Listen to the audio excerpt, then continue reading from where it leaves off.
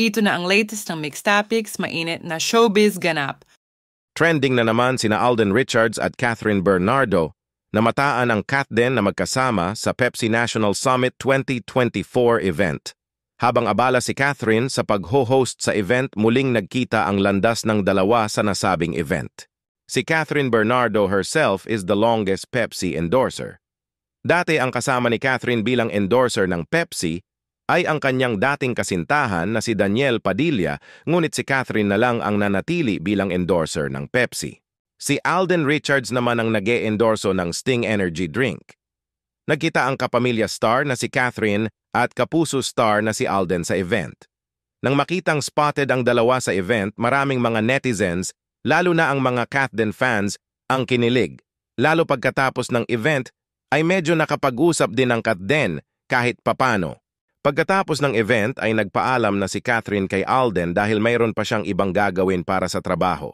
Samantala, about sa balita ni OG Diaz na nanliligaw din si Jericho Rosales kay Catherine Bernardo, tila sinabi ng mga netizens na mukhang gumawa lang ng ingay daw si OG dahil sa kakatapos lang na interview ni MJ Felipe kay Jericho Rosales sa On Cue ng ABS-CBN. Natanong ni MJ kay Echo, "Is finding love part of your 2024? Sagot ni Jericho, no. Tinanong ulit ni MJ si Echo, "So it's not part of your goal? Falling in love in 2024. Finding new love, sorry," ang sagot naman ulit ni Echo. "It's too early for that. It's too early for that." Nasabi din ni MJ kay Echo na, "So, hindi ka aware sa mga chismis?" Nagulat si Echo sa sinabi ni MJ. "Anong chismis?" sabi ni Echo. "Hindi kasi ako nagbabasa ng social media eh. Ayaw ko mapollute yung mind ko sa ad ni Jericho."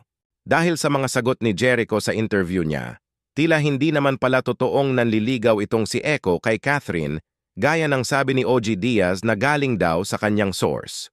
Ngunit ang mga sagot na ito ni Jericho kay MJ ay tila ikinatuwa naman ng maraming netizens, lalo na ang mga fans ng Katden, dahil erase na daw si Echo sa panliligaw kay Catherine at wala daw naman itong katotohanan.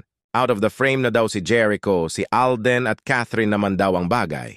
Since nilinaw na ni Jericho ang isyong nililigawan niya si Catherine, ang hinihintay naman ngayon ng mga netizens na sumagot ay ang Asia's multimedia star na si Alden Richards. Kung totoo nga bang nanliligaw na ito kay Catherine, marami naman ang hoping na sana ay totoo ito dahil bagay na bagay daw ang Katden sa isa't isa, parehong financially stable, masipag, mapagmahal sa pamilya at mahal na mahal ang mga taong nakapaligid sa kanila at ang kanilang mga fans. Kung sakaling hindi man daw ito totoo, take time at mag-enjoy muna sila bilang isang mabuting magkaibigan at focus muna sila sa kani-kanilang hangarin sa buhay. Kung sakali naman daw na totoo ito, siguradong marami ang masaya para sa Katden at mas lalong maraming susuporta sa dalawa.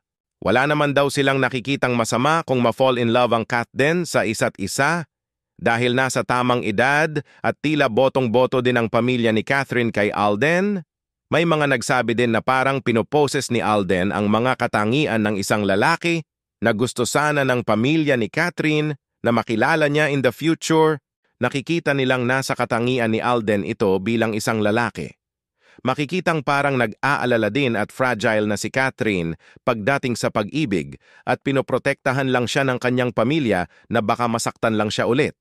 Sa mga ipinapakita naman ni Alden kay Catherine ay pagiging isang gentleman at paggalang na rin sa pamilya ni Catherine. Ang importante ay manatili ang kanilang friendship at paggalang sa isa't isa kung hindi pa sila ready sa seryosong relasyon.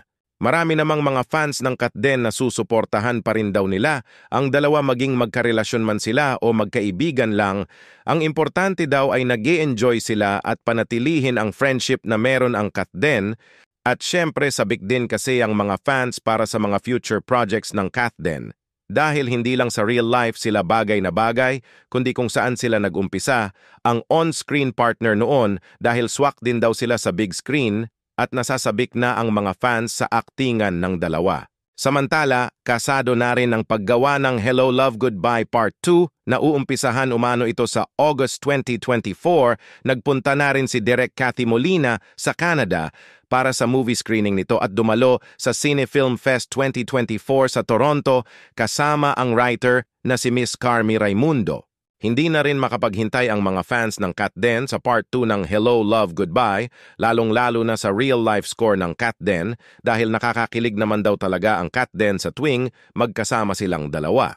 Samantala, sa balita ni OG Diaz na nanligaw din daw si Donnie Pangilinan, ayon pa kay OG na pwede naman daw magsalita si Donnie kung gustong linawin, hindi naman nasabi kung bakit hindi na itinuloy ni Donnie ang panliligaw Catherine.